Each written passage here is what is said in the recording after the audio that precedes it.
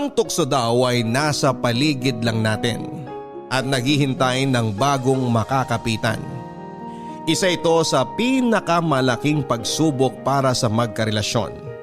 At kahit tunay pa raw ang pag-ibig na nararamdaman mo para sa isang tao, pilit pa rin itong lalapit at kakapit sa iyo. Ikaw, minsan ka na bang nagkasala dahil sa tuksong lumapit sa iyo? Dear Papa Dudut, isang magandang araw sa iyo at sa mga kapuso nating nakikinig ngayon. Ako nga pala si Steve, 44 years old at isang dating data encoder dito sa Maynila. Sa ngayon ay madalas na nasa bahay na lamang ako at madalas din ay ang inyong programa na Barangay Love Stories ang aking pinakikinggan sa tanghalian. Hanggang sa heto naisipan ko na ngang magbahagi na rin ng aking kwento na sigurado akong makapagbibigay aral sa mga kapuso nating nakikinig ngayon. Papadudot, may halos 5 taon din kaming magkarelasyon bilang magkasintahan noon ni Cleo bago kami nag-decide na magpakasal. Nagkakilala kami sa isang fiesta dito sa lugar namin. Pareho kaming nanonood noon ng isang event at talaga namang nakuha niya ang atensyon ko ng araw na yon. Mabuti na lang at kakilala siya ng isang kaibigan ko na naging tulay para magkakilala kaming dalawa. Dahil hindi naman ako torpe ay kaagad ko siyang niligawan hanggang sa maging kami na nga. Noong girlfriend ko pa lamang si Cleo, Papadudut, ay alam ko na sa sarili ko na siya na ang babaeng gusto kong makasama sa habang buhay. Kaya naman ginawa ko ang lahat para magkaroon kami ng maayos at tahimik na relasyon. At mukhang hindi ako nagkamali ng piniling babae na mahalin dahil habang tumatagal ang aming relasyon noon ay mas lalo ko siyang minamahal. Mabait kasi siya, Papadudut. Maalaga at mahaba ang kanyang pasensya. Nang makasal nga kami ni Cleo ay pumayag siya na huminto na sa kanyang pagtatrabaho at maging may bahay ko na lamang. Gusto ko kasi talaga na nakatutok siya sa pag-aalaga sa magiging anak namin noon. At sa loob nga ng 6 na taon naming pagsasama bilang mag-asawa ay biniyayaan kami ni Leo ng 3 magagandang anak na babae.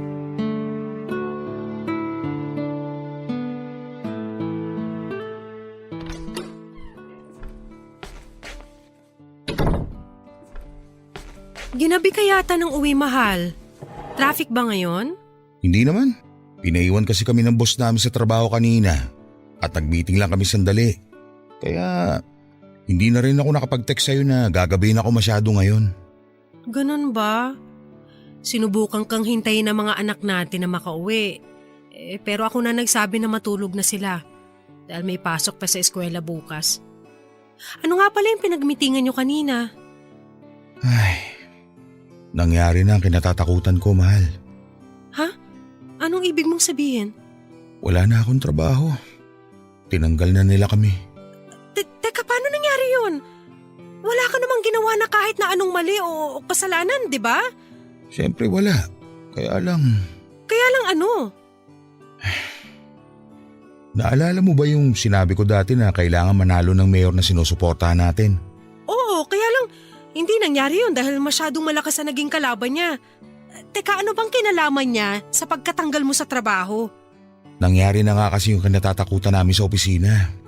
Pinalitan ng bagong mayor ang lahat ng mga tao doon na mga bago niyang staff. At kami mga trabahador ng dating mayor, ang una nilang tinanggal. Pero hindi naman pwede mangyari yun. Sinubukan niyo na bang kausapin si mayor? O kaya ang ibang tao na mas mataas ang posisyon sa inyo? Oo, pero syempre, hindi kami hinarap ni mayor. At ang sabi lang sa amin ng ibang tauhan niya, huwag na raw kami gumawa ng iba pang aksyon kung gusto namin makuha ng buo at maayos ang lahat ng naipon namin pera sa trabaho. So paano yan? Ibig sabihin, kailangan mo na talagang tanggapin na tuluyan ka ng mawawalan ng trabaho? Mukhang ganun na nga, mahal. Sorry ha. Alam ko nang pwede mangyari to pero hindi ko pinaghandaan kaagad. Ano ka ba, mahal? Wala kang kasalanan. Ginawa mo naman ang lahat para maging maayos ang trabaho mo. Sila lang talaga ang naging unfair sa inyo. Kaya wag na wag mong sisisihin ang sarili mo. Tsaka, sigurado naman ako na makakahanap ka rin kaagad ng trabaho. Kaya wag ka nang panghinaan ng loob. Salamat, mahal. Salamat talaga sa suporta at pag-unawa mo sa akin. Tayong mag-asawa lang naman ang palaging magbibigay ng pangunawa at suporta sa isa't isa. At kahit kailan, hindi ako mapapagod na gawin yun sa'yo. Papadudot, dahil medyo may edad na ako nang matanggal ako sa trabaho ay nahirapan akong makahanap ng bagong mapapasukan sa lugar namin. At kahit medyo malaki ang nakuha kong pera mula sa dati kong pinagtatrabahuhan, ay hindi yun tumagal ng mahigit 1 taon sa amin ang asawa ko at mga anak.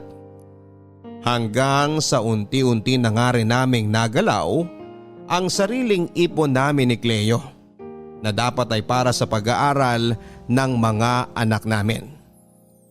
Sinabi rin ni Cleo noon na gusto na niyang tumulong sa mga gastusin at susubukan din daw niya na maghanap ng trabaho, papadudot. Kaya lang hindi ako pumayag dahil sa totoo lang ay medyo ma-pride din akong lalaki. Ayos lang naman sa akin kung magkakaroon ng trabaho ang asawa ko. Pero dapat ay mauna muna akong makahanap bago siya. Hindi ko hahayaang mangyari na habang nasa trabaho siya, ako naman ang nasa bahay lang at naghihintay sa kanyang pag-uwi kasama ang mga anak namin. Ayoko ng ganong klase ng setup, papadudot. Ako ang lalaki. Kaya dapat ako ang nagbabanat ng buto at kumikita para sa buong pamilya ko.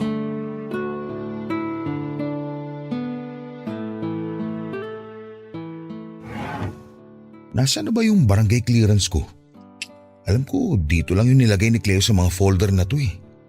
Dapat nandito lang talaga yun. Ayun, nandito na yata yun sa malaking sobre na to. Teka, ano to? Resume at application form ni Cleo papuntang Middle East? Mahal, aalis pala ako ngayon kasi may kailangan akong… Bakit hawak mo ang mga yan? Ako yata ang dapat na magtanong sa'yo, mahal. Bakit may mga ganitong klaseng papeles ka? Mahal, magpapaliwanag ako. Talagang dapat na magpaliwanag ka. Dahil hindi ko maintindihan kung bakit may mga ganitong resume at application form ka. Ano? Aalis ka? Iiwan mo kami ng mga anak mo? Hindi naman sa ganun. Anong hindi? Eto na nga oh. Halos kumpleto na ang mga requirements mo para makaalis ka. Tapos hanggang ngayon, hindi mo pa rin sinasabi sa akin ng tungkol dito. Dahil alam ko naman na hindi ka papayag kapag pinaalam ko sa yung plano ko. So ano na palang bagong plano mo? Aalis ka na lang na walang paalam? Nagigising na lang kami ng isang umaga ng mga anak natin na wala ka na sa tabi namin? At wala na rin ang mga gamit mo dito sa bahay? Ganun ba? Ganun ba, Cleo? Makinig ka kasi muna sa akin, Steve. Para sa atin din naman tong ginagawa ko. Lumalaki na ang mga anak natin, pati na mga gastusin dito sa bahay pero… Pero wala pa rin akong trabaho hanggang ngayon. Pwede bang patapusin mo muna ako magsalita? Palagi kitang pinakikinggan sa gusto mong sabihin, kaya sana naman ako muna magsalita sa pagkakataon na to. Pakinggan mo naman muna ako. Alam ko na mali talaga na tinago ko to sa'yo. Steve, matagal ko nang sinasabi sa'yo na niyayaya ako ng ate ko na magtrabaho sa ibang bansa kung nasan siya ngayon. Pero ayaw mo akong pakinggan at palaging umiinit ang ulo mo sa tuwing pag-uusapan natin to. Hanggang sa eto na nga, kinailangan ni ate nang makakasama sa trabaho niya kasi umuwi ng Pilipinas yung dating kasama niya roon. Steve, ayokong sayangin ang pagkakataon na to. Maliit lang ang manggagastos ko rito pero malaking pera ang babalik sa atin. Pero paano ako? Kami ng mga anak mo. Matitiis mo bang iwan kami dito? Kung yun ang paraan para kahit paano guminhawa ang buhay natin, gagawin ko yun. Marami pa tayong dapat bayaran at mga gastusin dito. Kasama ng bahay na to, kaya please. Umayag ka na. Saglit lang naman ako mawawala eh.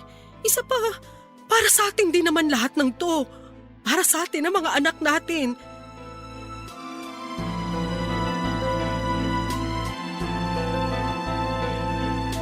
Papadudot, aaminin ko na isa sa mga dahilan kung bakit naggalit ako noon kay Cleo dahil sa pagtatago niya ng tungkol sa pag-alis niya ay dahil natakot ako. Natakot ako na baka magaya kami sa mga mag-asawa na nasira ang relasyon dahil sa pagtatrabaho ng isa sa malayo. Natakot ako noon na baka makahanap ng ibang lalaki si Cleo sa ibang bansa at hindi na niya kami balikan pa ng mga anak niya. Hindi naman sa wala akong tiwala sa asawa ko. Pero mahirap pagkatiwalaan ng mga tao na makakasama niya sa ibang bansa. Paano kung makakita nga siya ng iba, ng mas higit pa sa akin?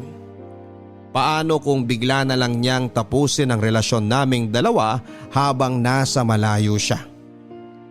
Hindi ko talaga alam ang gagawin ko kapag nangyari ang lahat ng kinakatakutan ko. Pero ayoko din namang maging makasarili, Papa Dudut.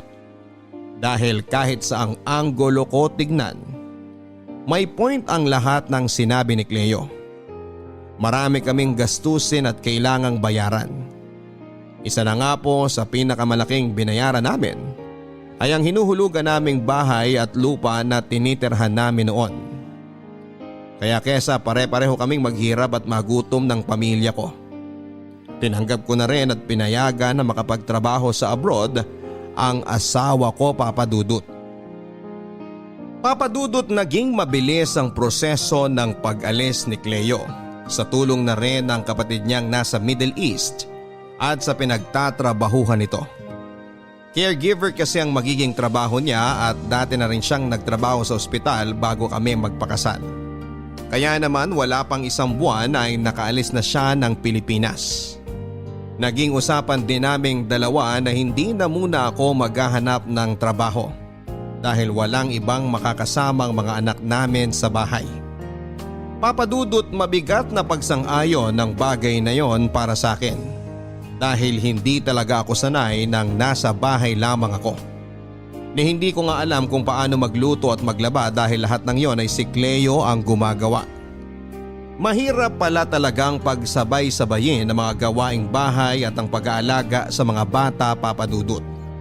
At hindi ko ma-imagine noon na kinakaya yung gawin lahat ng asawa ko nang walang tulong mula sa akin.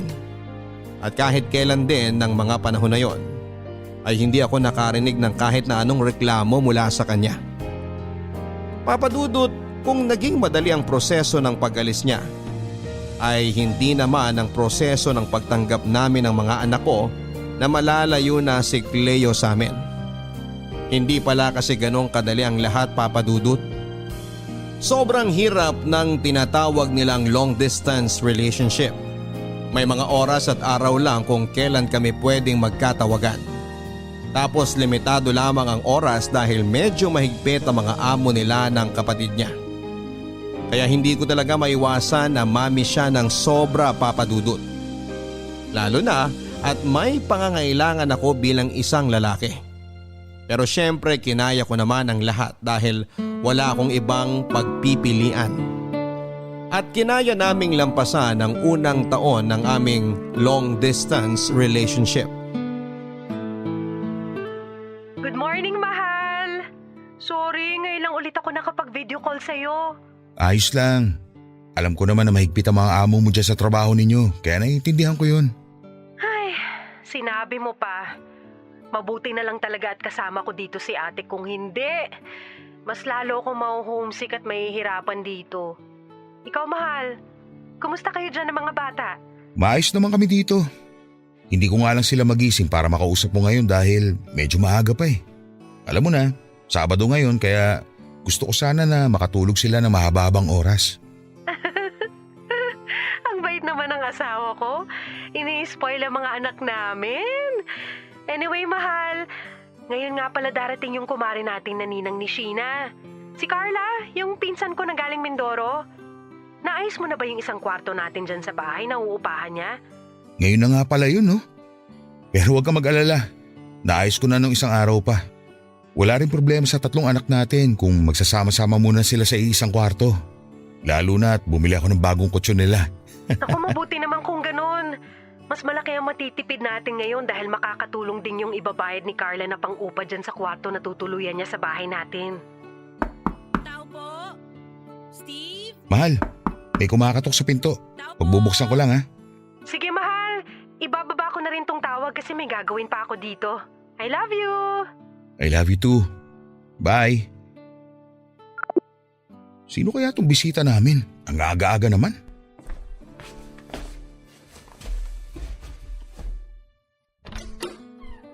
Steve? Mare, Steve, ikaw nga!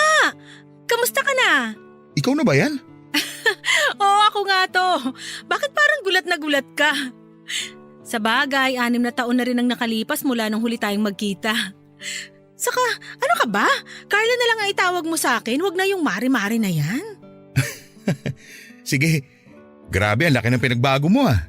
Salamat. Sana mas gumanda ako sa paningin mo. Pero baka naman pwedeng papasukin mo muna ako sa loob dahil medyo mainit na dito sa labas. Ay, oo, sige. Liga, pasok ka na. Salamat, Steve. Papadudot, hindi ko alam kung bakit gano'n na lamang ang naging reaksyon ko nang mapagbuksan ko ng pintuan ng kumare namin ni Cleo na si Carla. Pinsang buo siya ni Cleo at ninang ng panganay na anak naming si Sheena. Siguro kaya gano'n na lamang din ang naging reaksyon ko ay dahil noong huling beses na nagkita kami ay sa kasal pa nga namin ang asawa ko. Bagong panganak lang si Carla noon kaya medyo may katabaan talaga siya ng panahon na yon. Pero nang makita ko siya sa labas ng bahay namin ay ibang-iba na ang kanyang itsura. Magkalapit lamang ang aming edad pero para bang mas bumata siyang tignan. Pumayat siya pero hindi yung sobra. Katamtaman lamang kaya mas naging kapansin-pansin ang magandang hubog ng kanyang bewang at malusog na hinaharap. Napaisip pa ako noon kung paano ba nagawang iwan si Carla ng dati niyang asawa at sumama sa ibang babae. O baka naman nang maghiwalay silang dalawa ay saka nagpaganda at nagpaseksi ang kumare ko. Noong magkausap kami ni Cleo noon sa video call tungkol kay Carla ay naikwento ng asawa ko. Nakakahiwalay lang pala ni Carla sa asawa niya. Kaya mag-isa nang binubuhay ni Carla ang anak niyang nasa probinsya. Hanggang sa nakakuha nga siya ng magandang trabaho dito sa Maynila at si Cleo naman ang nag-offer na upahan na lamang ni Carla ang bakanting kwarto sa bahay namin. Malaking tulong din kasi ang pera na yon sa paghuhulog namin ng tinitirhan naming bahay noon. Isa pa ay malapit lang din ang bahay namin sa pinagtatrabahuhan ni Carla.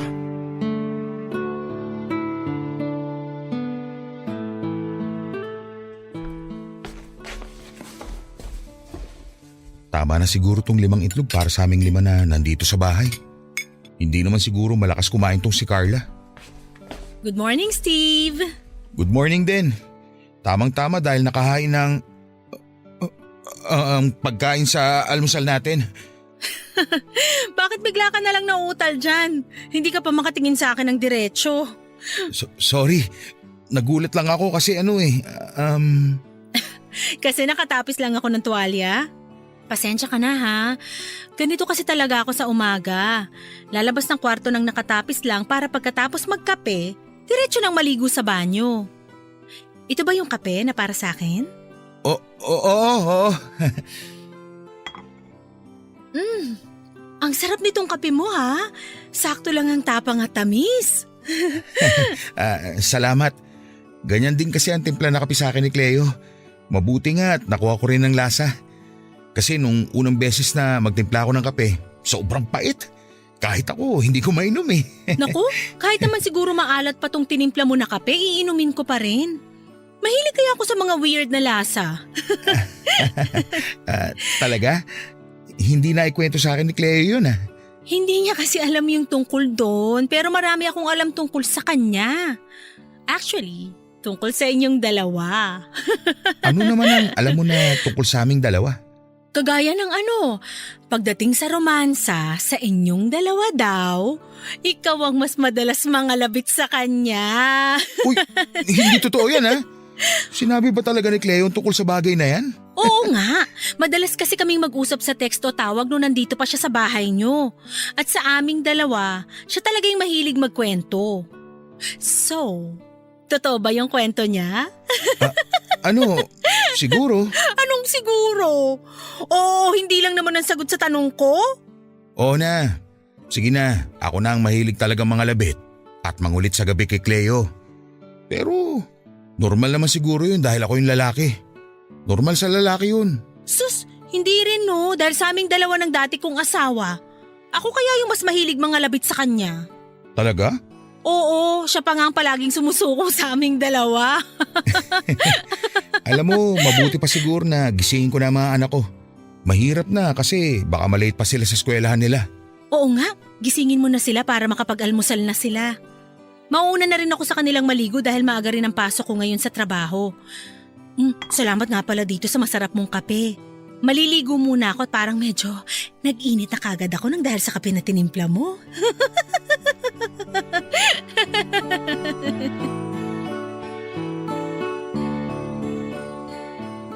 Papa Dudut, wala naman akong naging problema mula nang tumira si Carla sa bahay namin.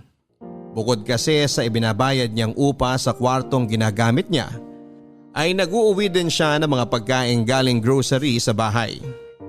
Alam niya raw na hindi ko tatanggapin ang iaabot niyang dagdag na pera na panggastos.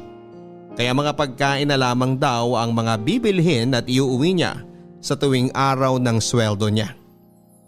Maganda rin daw kasi ang kita niya sa pinagtatrabahuhan niyang kumpanya. At dahil maliit lang ang singil namin sa kanya, para sa upa ay hindi daw mabigat sa kanya ang mag-share ng para sa pagkain. Mabait din siya sa mga anak ko at talaga namang malapit din ang mga ito sa kanya. Kaya lang Papa Dudut, hindi ako sigurado kung tama ba ang dating sa akin ng mga pasaring at sinasabi ni Carla sa tuwing kaming dalawa lang ang magkausap o magkasama sa bahay. Parang palaging may ibig sabihin ng mga salitang binibitawan niya ng pabiro. At aaminin ko na noong mga araw na yon ay attracted na talaga ako sa kanya. Sa totoo lang kasi ay mas malakas ang dating niya kesa sa asawa kong si Cleo. Alam ko na masama ang ipagkumpara ang dalawang tao pero pagdating talaga sa katawan at itsura ay masasabi ko na napag-iwan na si Cleo. Kung dati ay balingkinitan ang kanyang katawan, nawala na ang magandang hubog noon at napalitan ng 3 patong na bilbil. Pati na ang mga braso at binti niya ay pumuputok na rin halos sa taba. Hindi na nga rin siya nagsusuklay noon kapag magkasama kami sa bahay. Ganon pa man ay masasabi ko na maganda pa rin ang kanyang mukha. Kahit tumaba siya at medyo napabayaan ang kanyang sarili. Pero iba kasi talaga si Carla, Papa Dudut. Hindi lang siya gumanda kung hindi sumeksi pa talaga. Hindi halata ang wrinkles sa kanyang mukha, hindi kagaya ng asawa ko. At hindi rin kababakasan ng bilbil ang kanyang katawan sa tuwing nakasuot siya ng leggings at medyo fitted na sando sa bahay. Papa Dudut, alam ko na mali talaga ang kung ano man itong atraksyon na nararamdaman ko para kay Carla. Pero hindi ko talaga mapigilan ang sarili ko. Pero hanggang pasimpleng tingin lang naman ang ginagawa ko sa kanya. Noon kapag nag-e-exercise siya sa loob ng bahay namin, ay mga nakaw na sulyap lang dahil ayokong mahalata niya na medyo naaakit niya talaga ako sa mga ginagawa niya. Papa Dudut, naging maayos naman ang lahat sa unang taon ng pagtira ni Carla sa bahay namin. Mabuti naman kasi siyang makisama sa akin at sa mga anak ko. Hindi rin siya nahuhuli sa bayad sa upa at naging madalas pa ang pag-uwi niya ng mga pagkain sa bahay. Kapag wala rin siyang pasok sa trabaho ay siya ang nagpipresenta na magluto ng mga kakainin namin. Papa Dudut, nagpapasalamat pa nga ako noon at may isang Carla ako na nakakasama sa bahay. Kahit paano kasi ay may tumatayong nanay-nanayan sa bahay at pabor ito para sa mga anak kong puro babae. Lalo na sa panganay kong si Sheena na noon ay malapit ng mag-10 taong gulang. Alam ko naman kasi na kailangan pa rin ng nanay ng mga anak ko habang lumalaki sila. At dahil kay Carla ay pansamantalang napapawi ang pangungulila nila, sa pagkakaroon ng isang nanay. Ganon pa man Papa Dudut ay hindi naman napawi ang pangungulila ko sa asawa ko. Lalo na nang malaman ko na nag-extend ng 1 taon ng kontrata ni Cleo sa Middle East. Nalaman ko yon nang minsang tumawag siya sa akin para sabihin ang tungkol sa bagay na yon. Dinoble daw kasi ng kanilang amo ang sweldo niya para lamang pumayag siya at nanghihinayang daw siya sa kikitain niya. Nangako naman siya Papa Dudut na 1 taon na lamang daw talaga at uuwi na siya ng Pilipinas. Sobrang sama ng loob ko noon Papa Dudut. Ang dating kasi sa akin ng ginawa niya ay parang hindi niya man lang ako nami-miss.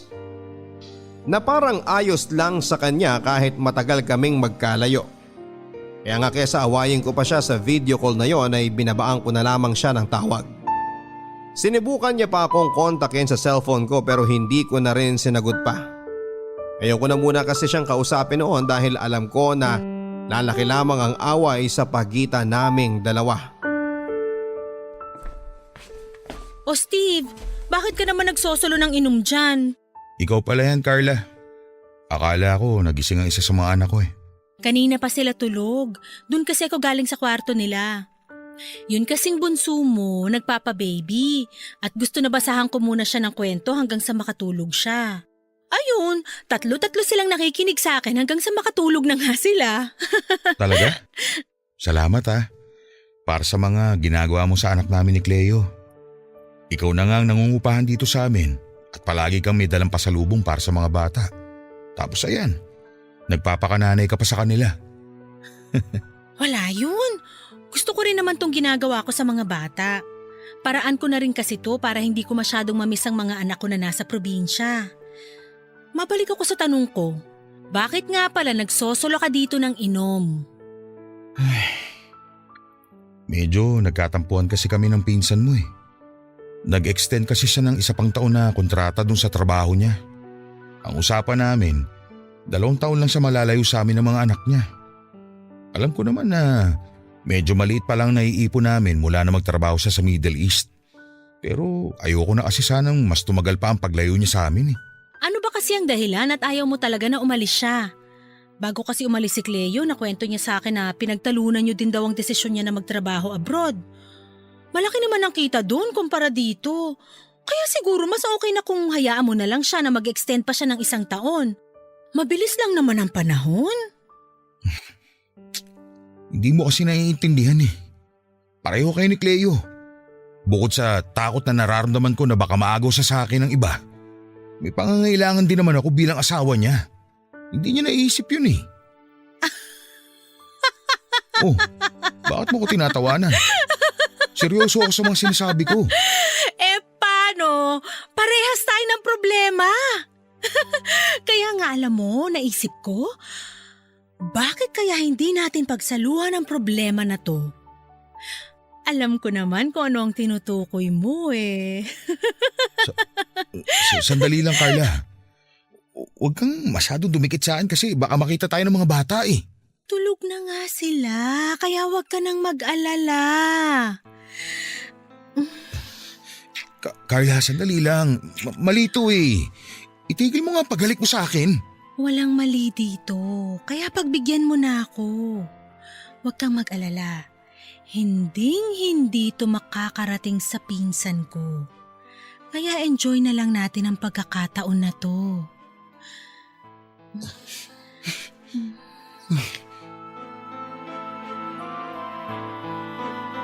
Papadudod sa maniwala kayo at sa hindi ay sinubukan kong pigilan ang mainit na eksenang pwedeng mamagitan sa amin noon ni Carla.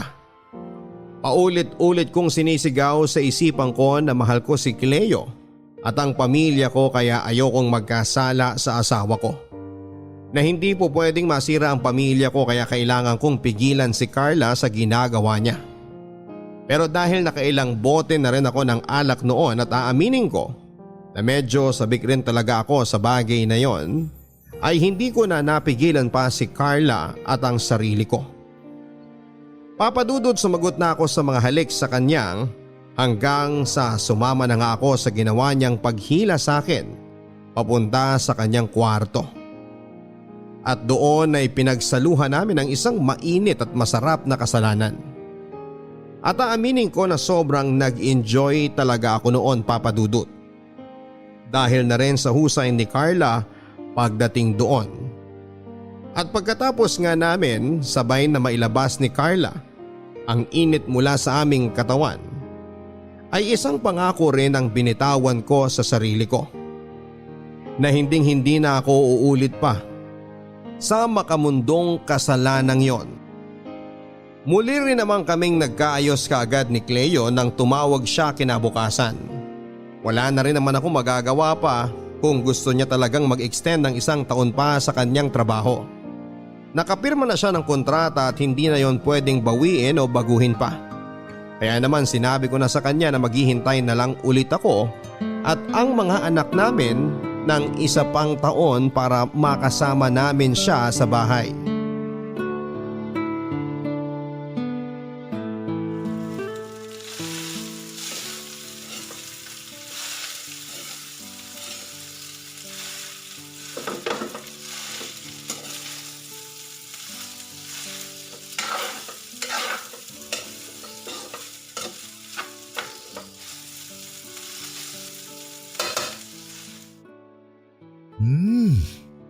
Ayos na ang lasa nitong fried rice ko. Sigurado magugustuhan to ng mga bata. Uy! Good Carla! morning. Oh, bakit parang nakakita ka ng multo? Saka nasa na ang good morning kiss ko? Huwag ka mag-alala, hindi ako bad breath sa umaga. Sandali nga. Bumitiw ka muna sa pagkakapulupot mo sa bato ko. Oh, bakit? Hindi ba gusto mo na nilalaro tong batok mo? Ang lakas kaya ng kiliti mo dito. Oo nga, kaya lang. Baka kasi magising na ang mga anak ko at makita nila tayo. Hindi pa sila magigising dahil masyado pang maaga. Kaya nga lumabas kagad ako ng kwarto ko Alam mo na, para makapagpainit tayo pareho bago mag-almusal. Papa? Ninang Carla? Sheena, anak? Gising ka na pala. Kanina ka pa ba dyan sa may tabi ng lamesa? Hindi naman po masyado. Pero Papa, ano pong ginagawa ni Ninang sa inyo? Wala. Ano lang, may tinitingnan lang siya sa leeg ko. Oo, tama. May tiningnan lang ang ninang mo sa leeg ko kasi namumula to kanina Mabuti pa, umupo ka na dyan at dadalhin ko na dyan sa lamesa ang pagkain para sa almusal ninyo. Gigisingin ko na lang po muna ang mga kapatid ko. Sige anak. Carla, ano ba? Itigil mo na nga yung pangaharot mo sa akin. Halos makita na nga tayo ng anak ko. Yun nga ang exciting. Yung nagtatago tayong dalawa. Tsaka saglit lang naman to, promise. Ganito na lang. Tanghali naman ang pasok mo, hindi ba? Ituloy na lang natin ito mamaya pag alis ng mga bata. Para hindi tayo nagmamadali. Tawak natin ang oras natin. Mabuti pa, sumabay ka na lang muna sa kanila mag-almusal. Halika na. Papadudot na guilty talaga ako nang muntika nang makita ng panganay ko ang kalaswaan na ginagawa namin ng ninang niya. Nagilty ako pero natalo pa rin ako ng init at bumigay sa ginagawang panunukso sa akin ni Carla. Iba kasi talaga siya. Magpainit at magbigay ng ligaya. Mahirap iwasan at tanggihan. Yung tipo na parang ako pa ang magsisisi kapag tinanggihan ko ang ginawa niya sa akin. Kaya sinabi ko na lamang na maging mas maingat sana kami ni Carla sa ginagawa naming kaharutan dahil ayoko rin na makita yon ng mga anak ko at magsumbong sa asawa ko. Naiintindihan naman daw ni Carla ang sitwasyon dahil ayaw niya rin daw na masira ang samahan nila ni Cleo bilang malapit na magpinsan. Ginawa niya lang daw yon dahil kagaya ko ay may pangangailangan din daw siya na matagal nang hinahanap ng kanyang katawan. Kaya naman papadudot naging malinaw po sa aming dalawang lahat.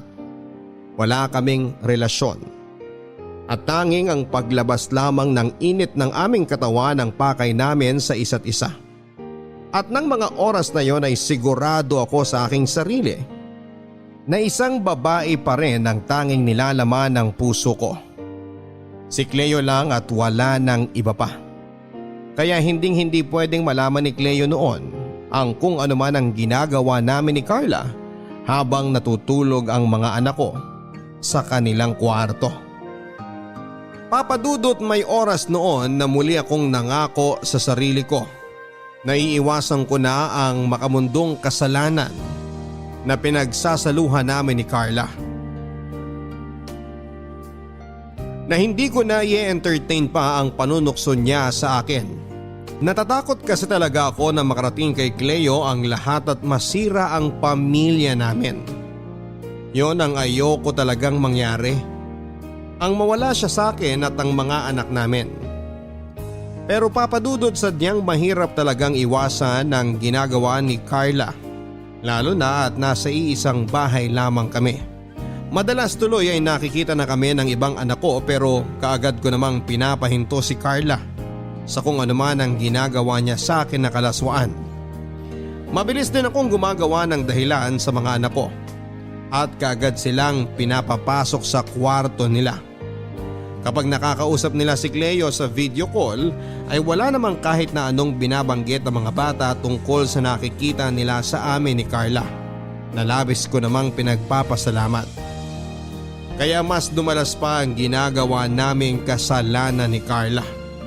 Hanggang sa gawin na rin namin yon sa mismong kwarto namin ng asawa ko at sa ibabaw pa ng kama namin ni Cleo. Nakaka-guilty pero masarap yung sarap na pakiramdam na pinapanalangin ko na sana ay wala ng katapusan. Muli naman akong nangako noon, papadudot, na oras na umuwi na si Cleo ay tuluyang ko na talagang tatapusin kung ano man ang namamagitan sa amin ni Carla.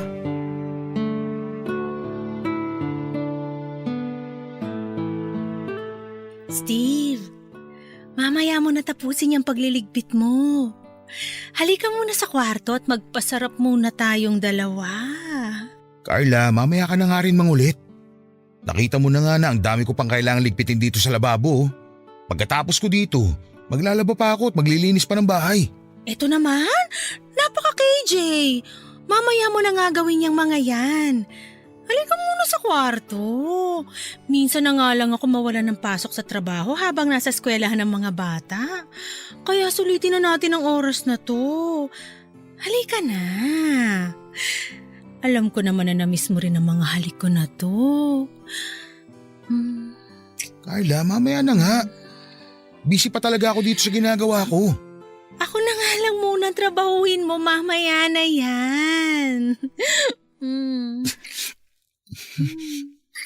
Ipapasok ko na ang kamay ko sa shorts mo, ha? Uy!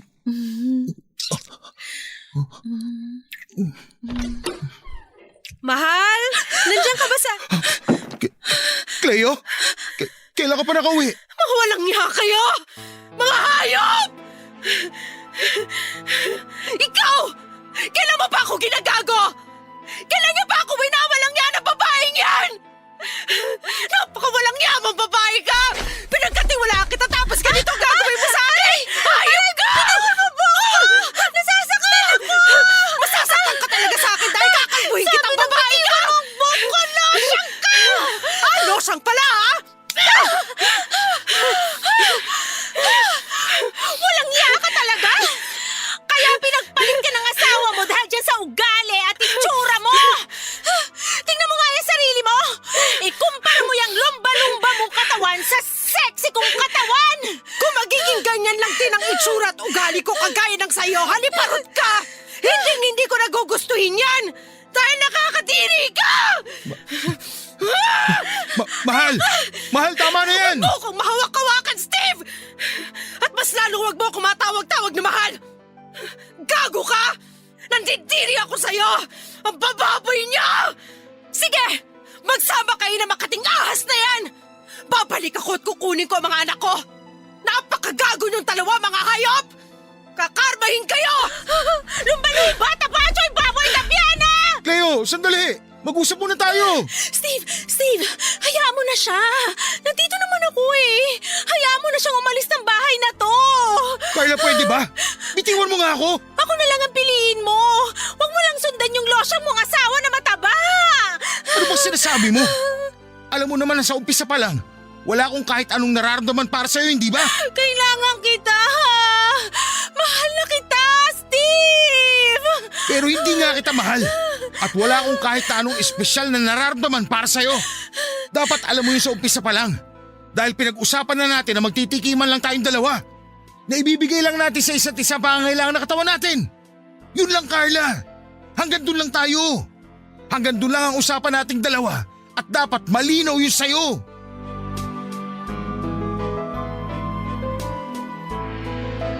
Papa Dudut, hindi kaagad bumitaw si Carla sa pagkakahawak niya sa braso ko.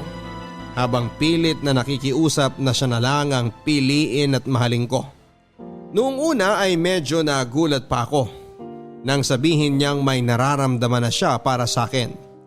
Dahil ang buong akala ko ay pareho kami ng pagkakaintindi na walang kahit na anumang pwedeng ma-involve na feeling sa ginagawa namin. Na puro pagpapasarap lang ang pakay namin sa isa't isa. Kaya nga paulit-ulit ko siyang sinasabihan na mag-ingat kami sa kalokohan na ginagawa naming dalawa. Pero wala pala talagang mabahong lihim na hindi nabubunyag. Hindi ko na rin kaagad nasundan pa noon si Cleo dahil nakasakay na siya ng tricycle, dala ang maleta niya, Papa Dudut. Wala akong ideya na uuwi siya noon sa bahay namin. Kaya sobrang laki ng naging pagsisisi ko nang maabutan niya kami sa ganong eksena ni Carla. Yon talaga ang pinakakinakatakutan ko na mangyari sa lahat. Ang makita ni Cleo ang kalokohan na ginagawa namin ng kumare niya. Papadudot na lamang ko din noon mula sa isang kaibigan na sinundo ni Cleo ang mga anak namin mula sa eskwelahan at umuwi sila sa bahay ng nanay niya. Napaaga pala ang tapos ng kontrata niya sa Middle East at plano niya sanang sorpresahin ako at ang mga anak namin. Pero siya pala ang mas masosorpresa sa madadatnan niya sa bahay. Nang makita niya kaming nagyayapusan ng pinsan niyang si Carla. Nangangatog ang mga tuhod ko noon dahil sa matinding kaba na nararamdaman ko habang bumabiyahe ako para puntahan siya at ang mga anak namin. Mas lalo akong kinakabahan, Papa Dudut, sa tuwing iisipin ko na anumang oras noon ay baka makwento ng mga anak ko ang nakikita nilang kalaswaan na ginagawa namin ni Carla. Na baka kapag nalaman na niya ang lahat ay mas lalo niya akong hindi na mapatawad.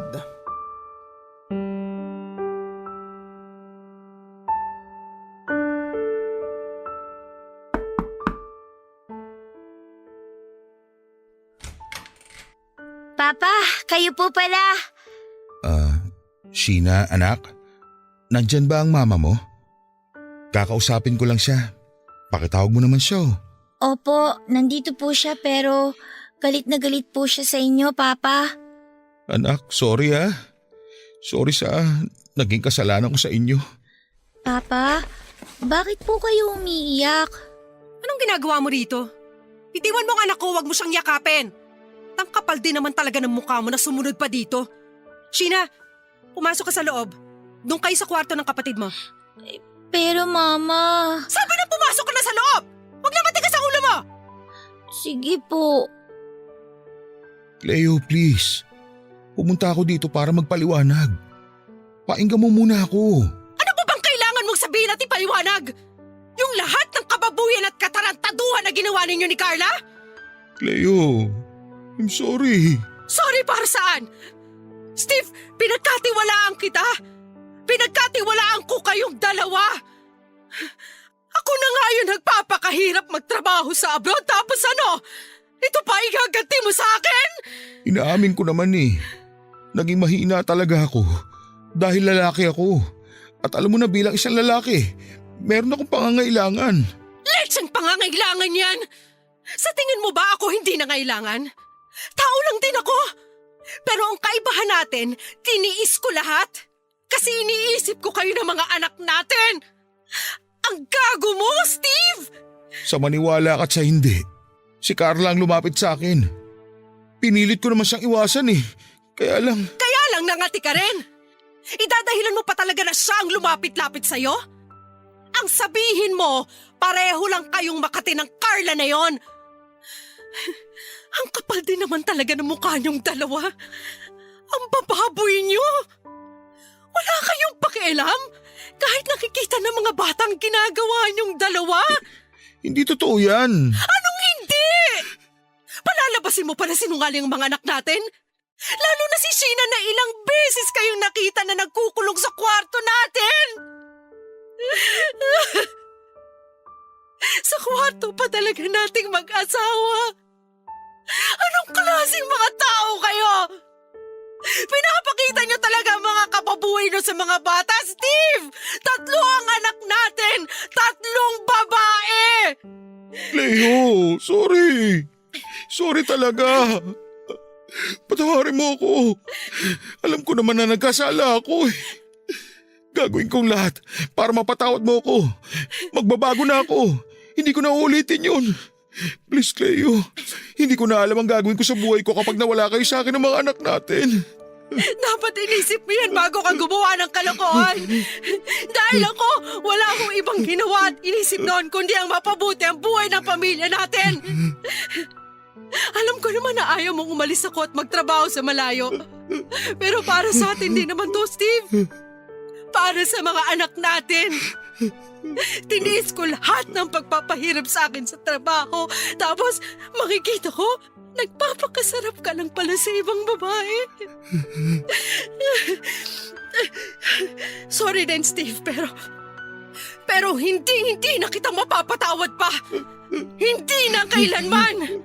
Kaya wag mo na sasayangin ang oras mo na bumalik-balik pa rito dahil hindi na kami babalik ng mga anak mo sa bahay na yon na paulit-ulit ninyong binaboy ni Carla! Papadudot kahit na ilang beses pa akong lumuhod at magmakaawa kay Cleo ng araw na yon, ay hindi niya tinanggap ang paghingi ko ng tawad. Bumalik-balik ako sa bahay nila pero hindi niya na ako hinarap pa. Tanging ang nanay na lamang niya ang nakipag-usap sa akin para sabihin na ayaw na akong makita pa ni Cleo. Dahil sa sama ng loob ko noon, Papadudot, ay nagpakalunod ako sa alak bago muling bumalik sa kanila. Sumigaw ako ng sumigaw, umiyak at nagwala sa labas ng bahay nila habang nakikiusap na sana ay harapin ako ng asawa ko. Lumabas noon si Cleo pero pilit lang akong pinagtabuyan.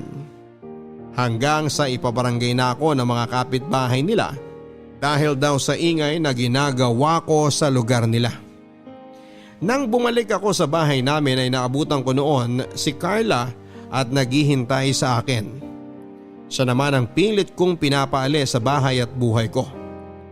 Itinatako sa isipan ko na kailanman ay hindi darating ang araw na pipiliin ko siya dahil si Cleo lamang ang mahal ko at ang mga anak namin.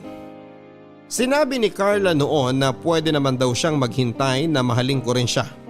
Pero dumating po ako sa punto na sobrang galit ko sa kanya at sa sarili ko ay napagbuhatan ko na siya ng kamay. Dahil na rin sa pangungulit niya. Doon ay parang nagising siya at galit na sinabi sa akin na bagay lamang daw ang ginawang pag-iwan sa akin ng asawa ko. Dahil wala daw talaga akong kwentang lalaki at walang isang salita. Kinuha na niya ang lahat ng mga gamit niya at umalis na siya ng bahay. Mula noon ay wala na akong kahit na ano pang narinig na tungkol sa kanya. Sobra-sobra po ang pagsisisi ko noon, Papadudot, para sa naging katangahan at karupukan ko. Sinayang ko ang magandang relasyon namin ng asawa ko pati na ang mga pangarap namin para sa pamilya ko. Inisip ko noon na sana ay nagpakatatag ako at umiwas sa lahat ng tukso. Dapat ay iningatan ko ang tiwalang ibinigay niya sa akin. Dahil yun na lamang naman ang pwede kong isukli sa lahat ng pagtatrabaho, pagsusumikap at pagsasakripisyo ni Cleo para sa amin ng mga anak namin. Yun lang ang pwede kong ibigay sa kanya sa oras na bumalik siya noon pagkatapos ng ilang taon na pagtatrabaho niya sa malayo. Pero ganun po talaga siguro ang buhay, Papadudot. May mga bagay tayo na nagagawa na sobra-sobra nating pinagsisisihan. Lalo na kung hindi na tayo nabigyan pa ng pangalawang pagkakataon. Papa Dudut, ngayon po ay 2 taon na kaming magkahiwalay ng asawa ko. Hindi man sa papel pero hindi niya na po ako itinuring pa na asawa niya. Labag man sa loob ay pumayag na rin ako na ibenta ang bahay na malapit na sana naming matapos na hulugan. Pati na rin ang ilang mga gamit doon. Pinaghatian namin ang pera ng lahat ng pinagbentahan at nagkasundo na rin na hindi na kami muli pang magsasama bilang mag-asawa. Kaya naman dumadalaw-dalaw na lang ako sa mga anak ko para makita sila. Nakikitira na lamang ako ngayon sa isang kamag-anak at pumapasada ng tricycle para magkaroon ng sariling pera. Papa Dudut, aaminin ko na minsan ding pumasok sa isipan ko noon na tapusin na lamang ang buhay ko dahil sa mga nangyari sa akin. Pero mas malaki po ang takot ko sa pwedeng maging parusa sa akin ng Diyos kung sakali mang gawin ko yon. Kaya ngayon ay nagpapakatatag na lamang ako. At hindi man para kay Cleo dahil mukha talagang wala ng pag-asa na mapatawad niya ako. Yun ay para na lamang sa mga anak naming 2. Pilit pa rin akong lumalaban sa buhay, Papa Dudut. Nalaban ako hanggang meron akong 3 anak na kinakapitan at pinagkukunan ng lakas ng loob para mabuhay. Hanggang dito na lamang po ang aking sulat, ang inyong forever ka-barangay at kapuso, Steve. Magulang ang nagsasakripisyo para sa kabubuti ng kanilang mga anak. Isa itong obligasyon na dapat panindigan nang sa ganon pagsapit ng takdang panahon. Sila na mismo ang magbalik ng pag-aaruga at pagmamahal na iyong kinakailangan. Ikaw, kabarangay, nakabawi ka na ba sa mga sakripisyo ng iyong nanay? Dear Papa Dudut, hindi ko inaasahan na darating din pala ang araw na ako naman ang magpapadala ng sulat sa inyong programa. Isa lamang po ako sa silent listener ng Barangay Love Stories. Ang mga kwento ninyo ang naging jam ko tuwing nagdadrive ako sa daan, lalo na tuwing traffic. Bigla akong nai-inspire na i-share din ang sarili kong kwento para naman makapagbigay ako ng aral at motibasyon sa lahat ng kabataang nakikinig sa inyo ngayon na dumadaan din sa parehong karanasan ng aking buhay. Ako po si Sally, 37 years old.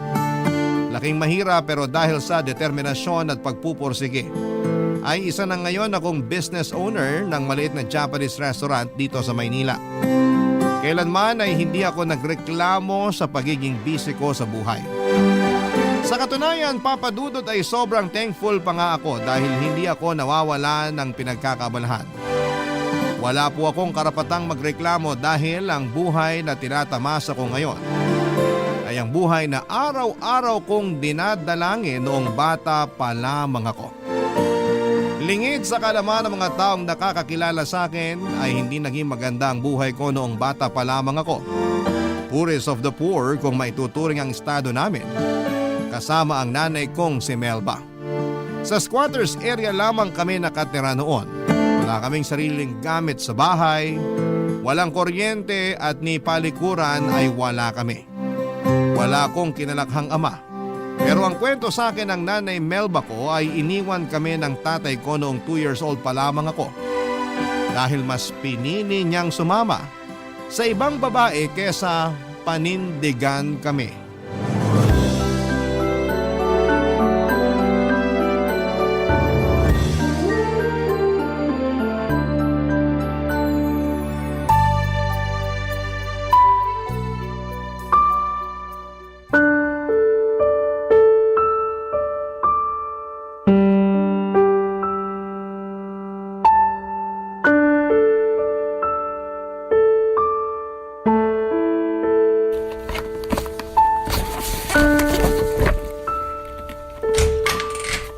Gilbert, anong ginagawa mo? Bakit ka nag-eempake? Aalis na ako rito. Ano? Saan ka naman pupunta? Hindi mo na kailangang malaman pa kung saan ako pupunta. Kailan ka naman babalik? Hindi mo yata naiintindihan yung sinabi ko. Aalis na ako. Hindi na ako babalik dito. Anong sabi mo? Paano si Sally? Iiwan mo siya sa akin? Bahala ka na sa kanya. Kung gusto mo siyang ipampon, ipampon mo siya. Wala na akong pakialam. Anong walang pakialam? Anak mo yun, Gilbert. Paano mo nasasabi ang bagay na yan? Hindi ko ginustong magkaanak. Alam mo yun. Aksidente lang yung nangyari. Ngayon, kung gusto mong alagaan yung bata, edi alagaan mo. Kung ayaw mo, ibenta mo na lang. Naririnig mo ba yung sinasabi mo? Oo, at malinaw yung mga sinabi ko. Tapos na tayo, Melba. At sa'yo na yung bata kung gusto mo. Paano mo nagagawa to? Dahil ba sa babae mo? Siya bang nagutos na iwan mo kami kaya ka nagkakaganito? Huwag mong idamay dito si Rita. Ako ang nagdesisyon na sumama sa kanya. Wala siyang kinalaman dito. Ah, talaga? Paano wala siyang kinalaman dito? Siya ang dahilan kung bakit mo kami iiwan ng anak mo. Hindi siya ang dahilan kung bakit ako aalis. Ano? Anong dahilan? Sabihin mo sa akin. Kasi ayoko na sa'yo. Ganun lang kasimple yun. Hindi na kita gusto. Sawa na ako sa buhay na meron tayo. Gusto kong magsimula ulit. Dahil hindi naging maganda ang buhay ko sa'yo. Ang kapal ng mukha mo! Grabe ka, Gilbert! Iniwan ko lahat para sa'yo. Nasira ang pangalan ko dahil sa'yo. Pinaglabang kita sa pamilya ko tapos ganitong gagawin mo sa akin. Kasalanan mo na yun. Masyado ka nagpabulag sa pag-ibig, Melba. Sa susunod, huwag mong ibigay ang lahat sa isang tao para kapag iniwan ka, may matitira para sa'yo. Hayop ka! Anong klaseng lalaki ka? Hindi ka na nahiya sa pinaggagawa mo! Kanino naman ako mahihiya? Sa'yo? Wala ka namang ambag sa buhay ko eh. Hayop ka talaga! Tigilan mo nga ako! Hiya ka! Walang hiya ka! Pareho lang tayong walang hiya. Huwag kang magmalinis. Dahil pareho lang tayong makasalanan. Sige, umalis ka! Iwan mo ako, iwan ko rin si Sally! Sabi ko nga sa'yo, ikaw na ang bahala sa batang yun. Kung gusto mo siyang iwan mag-isa, bahala ka. Gilbert! 2 taong gulang lang yung anak mo! Paano mo nagagawa to? Pasensya na, pero kahit anong sabihin mo, hindi na magbabago ang isip ko. Maiwan na kita. Sandali, Gilbert! Sandali lang! Ano? Parang awa mo na, huwag mo kaming iwan. Hindi ko alam kung paano kami mabubuhay nang wala ka. Please, huwag ka nang umalis. Nagmamakaawa ako sa'yo, dito ka na lang. Huwag kang lumuhod dyan. Kahit paluran mo ako, aalis pa rin ako. Kaya maawa ka sa sarili mo. Isipin mo naman yung anak mo. Wala siyang magiging ama. Hayaan mo na lang ba yun? Wala din akong amang kinalakihan. Kaya siguradong kakayanin din niyang mabuhay ng walang tatay. Alis na ako. Huwag mo na akong habulin. Gilbert! Sandali lang! Gilbert! Walang iya ka! Karmahin sana kayong dalawa! Sinusumpa ko tong araw na to, hindi kayo magiging masaya ng babae mo! Wala kang kwentang ama! Mabulok ka sana sa impyerno! Simula noon ay mag-isa na akong itinaguyod ni Nanay Melba kahit na sobrang hirap ng buhay namin noon. Pagtungtong ko ng edad na 8 ay nagkaroon ng live-in partner si Nanay, isang construction worker. Na nung una ay mabait pero sakalang lumabas ang totoong ugali nito noong nalulong na siya sa sugal. Naging mapanakit ang boyfriend ni Nanay lalo na tuwing lasing ito. Halos gabi-gabi niyang sinasaktan si Nanay noon. At maging ako ay hindi nakaligtas mula sa malulupit nitong kamao. Halos 2 taon din naming tiniis ang pang-aabuso sa amin ng boyfriend ni Nanay, Papa Dudut. Hindi niya magawang iwan ang lalaki dahil malaki ang naitutulog niya sa amin pagdating sa mga gastusin namin sa bahay. Hanggang sa isang araw ay bigla na lamang ni-raid ng mga pulis ang bahay namin dahil nagtutulak pala ng droga ang kinakasama ni Nanay. Nakulong ang lalaki at simula noon ay hindi ko na ulit siya nakita pa sa buhay namin. Muli ay naiwan kaming mag-ina para harapin ang problema namin sa kahirapan. Papa Dudut, hindi ko makakalimutan kung gaano kahirap ang naging buhay namin noon. Hanggang ngayon ay ginagawa ko pa ring inspirasyon ng batang Sally na patpatin at laging umiiyak gabi-gabi dahil walang laman ng sikmura. Sa kabila ng buhay namin yon ay malaki ang pasasalamat ko kay Nanay Melba dahil hindi siya sumuko. Kahit wala kaming pera ay pinilit niya akong pag-aralin para mapaghandaan ko raw ang kinabukasan ko.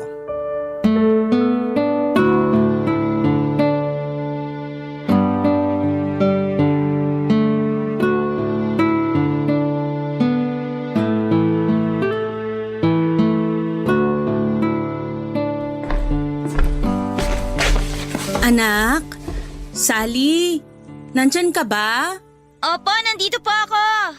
Bakit po, Nay? Isukat mo tong uniform mo. Parang hindi na yata kasya sa'yo ah. Hindi na po talaga kasya yan, Nay. Last year pa yan hindi kasya eh. Last year pa ba hindi kasya? Ba't hindi mo sinabi sa akin? Sinabi ko naman po sa inyo noon eh, kaso sabi nyo wala pa tayong pambili. Kaya antayin ko na lang matapos yung pasukan para makabili tayo ng bago kapag grade 4 na ako. Ganun ba? O siya sige, gagawa natin yan ng paraan. Ang tanong, meron na po ba kayong pambili ng bago kong uniform? Siyempre naman, may naitabi akong pera dyan para sa uniforme mo. Yung totoo po, Nay. Wala na nga tayong pambili ng bigas eh. Uniform pa kaya? Wala ka bang tiwala sa nanay mo? Hayaan mo, bukas na bukas, may uniform ka na. Nay, 10 years old na po ako. Alam ko na po na mahirap lang tayo. Alam kong wala tayong pera na pambili ng bagong uniform. Kaya wag niyo nang itago sa akin yung sitwasyon natin. Mahirap tayo, oo. Totoo yon. Pero hindi ibig sabihin no na hindi ko na kayang ibigay yung mga pangangailangan mo. Magtiwala ka sa akin, mabibigyan kita ng bagong uniform bago magsimula ang pasukan. Matagal pa naman eh, may 2 linggo pa kaya mapaghahandaan ko pa yan. Paano po kung tumigil na lang kaya ako sa pag-aaral? Ano? Bakit naman? Para po makatulong ako sa inyo sa pagtatrabaho. Tsaka para hindi na rin kayo mahirapan sa paghahanap ng mga gamit ko sa eskwelahan. Hindi pwede. Kailangan mong mag-aral. Kapag tumigil ka, maiiwanan ka ng mga kaklase mo. Gusto mo ba yon? Okay lang naman po yun sa akin eh. Ang mahalaga po, matulungan ko kayo. Anak, wag mo na akong alalahanin. Kaya kitang pag-aralin. Kaya kong pagtrabahuhan yun. Wala ka bang tiwala sa akin? Meron po. Yun naman pala eh. Huwag mo nang problemahin ang pag-aaral mo. Ako nang bahala dyan. Alam mo ba na edukasyon ang isa sa mga pinakamahalagang sandata na pwedeng magkaroon ng isang tao? Bakit naman po? Kasi ang pagkakaroon ng maayos na edukasyon ang magbibigay sa atin ng daan para sa pagbabago. Pagbabago? Paano naman po yun? Isipin mo na lang. Mahirap tayo ngayon, di ba? Wala tayong perang pambili ng gamit mo sa eskwelahan nyo. Pero kapag nag-aral ka at nakapagtapos, kapag nagkaroon ka na ng diploma, magagamit mo yun para makapaghanap ng maayos na trabaho. Kapag nagkatrabaho ka, magkakaroon ka na ng pera. Hindi ka na mahihirapan sa mga gastusin. Yun ang isa sa mga pagbabagong pwedeng ibigay sa iyo ng edukasyon. Talaga po? Oo. Kailangan mong makapagtapos para magkaroon ng pagbabago sa buhay natin. Kayo po ba? Nakapagtapos po ba kayo?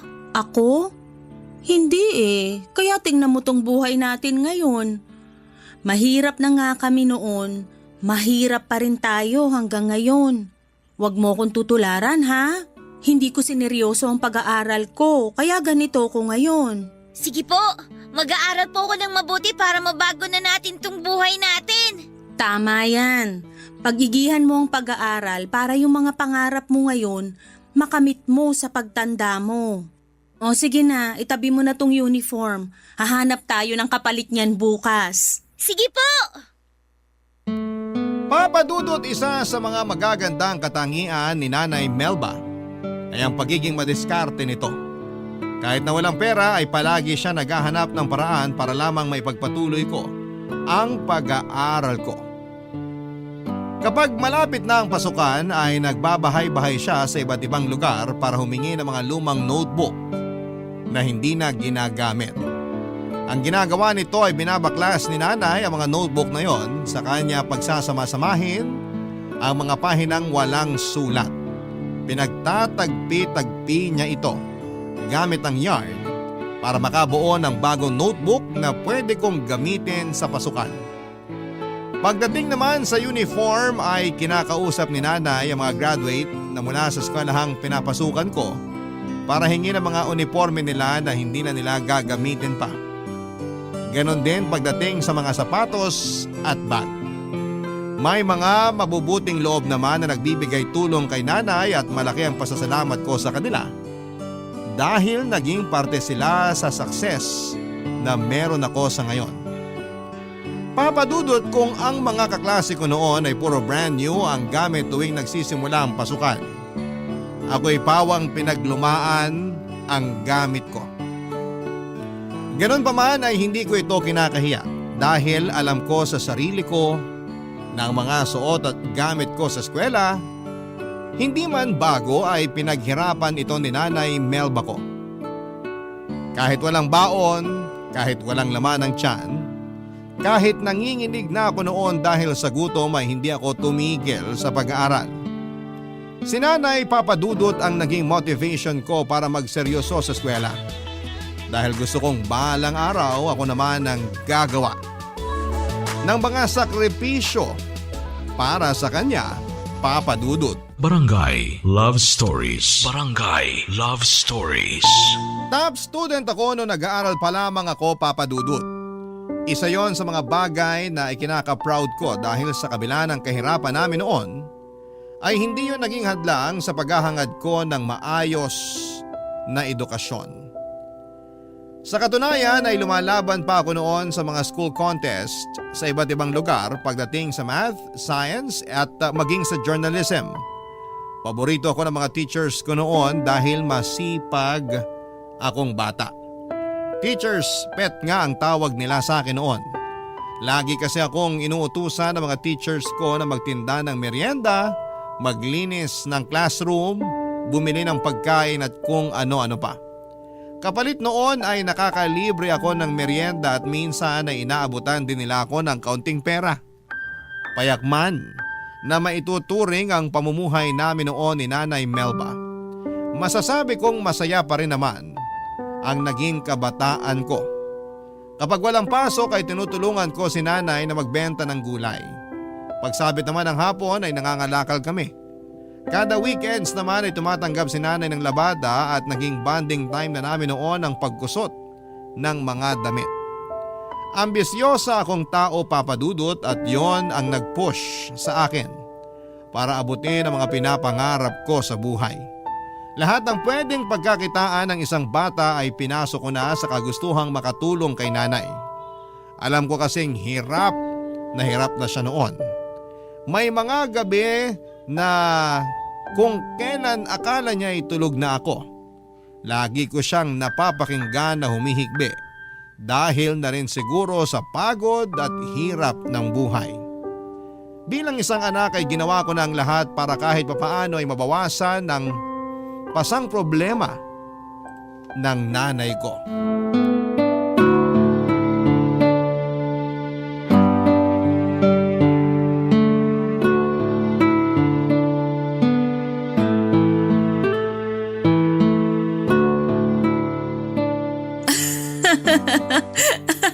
Oh, eto.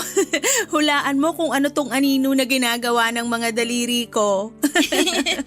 Ano po yan? Hindi ko po masyadong makita eh. Tapat niyo po yung kamay niyo sa may kandila para mahulaan ko. Oh, ayan. Nilalapit ko na. Nakikita mo na ba kung ano yan? Dinosaur? Hindi. Ano po yan? Aso! Ayan yung tenga oh. Tapos itong hindi liit ko yung dila. Parang hindi naman po aso yan eh. Nay, bakit po pala hindi na bumalik yung kuryente natin? Ayaw na tayong pakabitin ng kapitbahay natin eh. May nanghuhuli na raw kasi. Hayaan mo, kapag nakapag-ipon ako ng pera, magpapakabit ako ng sarili nating kuryente. Eh, paano po ako makakagawa ng assignment niyan? Dito ka na muna sa may kandila. Maliwanag naman eh. Kapag po ako lumaki na tapos nagkatrabaho, magpapakabit po ako ng maraming ilaw dito sa bahay para po maliwanag. Aba, magastos yun sa kuryente. Kahit na po. Nakakatakot kasi kapag madilim eh. Baka po mamaya may sumilip na multo dyan sa may bintana. Naku, tinatakot mo lang sarili mo. Hindi naman totoo ang multo eh. Basta yun po ang bibiling ko kapag may trabaho na po ako. Iba ka rin ano? Ano pa? Ano pa yung mga pangarap mo na gusto mong gawin pagtanda mo? Marami po. Kapag po may sarili na tayong bahay, gusto ko po magpagawa ng swimming pool. Tapos po, gusto ko rin bumili ng relo. Yung pong katulad sa kaklase ko, yung relo po na may calculator. Calculator? Bakit mo naman kailangan ng calculator? Eh magaling ka naman sa math. Eh basta po, ang ganda po kasi nun eh.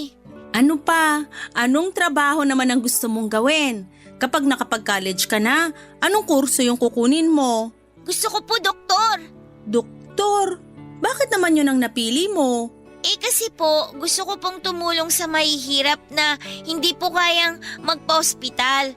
Di po ba yung anak ng kapitbahay natin namatay daw po kasi ayaw po nilang itakbo sa ospital kasi daw wala po silang pambayad. Oo, nagkaroon ng pneumonia yung bata tapos ayaw ipagamot sa ospital kasi malaki daw yung sinisingil. Kaya sa bahay na lang siya ginamot. Mga ganong tao po yung mga gusto kong tulungan, Nay. Yung mga tulad natin na mahihirap lang. Ang bait mo namang bata. Iniisip mo pa talaga yung makakatulong sa iba? Mabuti yan. Basta pag-igihan mo lang ang pag-aaral mo. Magiging mabuti at magaling na doktor ka rin paglaki mo. Eh kayo po, Nay, ano po bang pangarap nyo nung bata kayo? Ako? Gusto kong maging teacher noon pero dahil nga hindi ko natapos yung pag-aaral ko, hindi ko naabot yung pangarap kong yun. Sayang naman po. Maliban sa maging teacher, ano pa po yung pangarap nyo noon? Ano pa nga ba? Wala naman na. Ang gusto ko lang naman talaga noon magkaroon ng masaya at tahimik na pamilya. Yung kahit hindi mayaman pero hindi naman naghihirap na tulad natin ngayon. Basta yung simpleng pamilya lang, buo, masaya, tahimik, puno ng pagmamahal. Ganun lang kasimple yung pangarap ko noon. Ako na lang po ang bubuo ng pangarap nyong yan, Nay. Ako po yung magbibigay sa inyo ng masayang pamilya. Kapag po nakaahon na tayo sa hirap, gagawin po natin lahat ng gusto nating gawin para po maging masaya tayo kahit po dalawa lang tayo. Talaga ba? Oo naman po! Kaya katulad po ng sinabi nyo, pagbubutihin ko po talaga yung pag-aaral ko po para sa inyo. Maganda yan. Sana patuloy kang bigyan ng inspirasyon ng mga pangarap mong yan. Basta magtiwala ka lang sa Panginoon. Maaabot din natin ang mga nais natin pagdating ng panahon. Papadudot marahil noon ang mga pangarap ko nung bata pa lamang ako ay parang napaka-imposibleng mangyari. Masyadong matayog. Ang mga kahilingan ko sa buhay na mahirap kamtin, lalo na sa estado namin noon pero hindi ko ginawang hadlang ang kahirapan para abutin ang mga pangarap na yon. Papadudot kong mahirap na ang buhay namin noon. Mas humirap pa ang mundo namin nung patuloy na sinubok ang tatag naming mag-ina. 15 years old ako noon nung biglang dinapuan ang malubhang sakit si Nanay Melba. Nagsimula ang lahat sa isang simpleng ubo at akala namin ay simpleng lagnat lang ang dumapo kay Nanay dahil maulan noon at ilang beses naulanan si Nanay.